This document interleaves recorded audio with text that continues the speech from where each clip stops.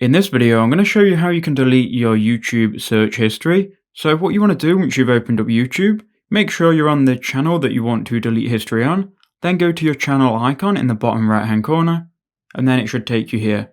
Now from here, you want to go ahead and click on the settings cog in the top right, and then you should see manage all history.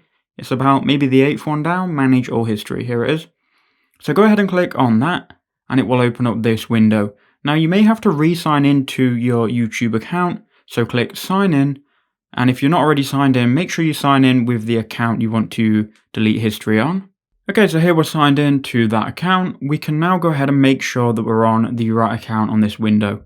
So this window will open up kind of like a new web browser, and what you want to do is you want to go to the top right hand corner and click on your profile, and just make sure you might be signed into the right Gmail account, but just make sure you're signed into the right YouTube channel. So I watch videos on knowledge base, so I'm going to click on knowledge base here. Now I've done that, we can now go ahead and scroll down, and here you should be able to see your YouTube watch history, as well as the search history. So you can see here I searched for how to change phone number in Facebook. If I want to remove that and delete that completely, I can click on the X, and that's going to remove that bit of search history.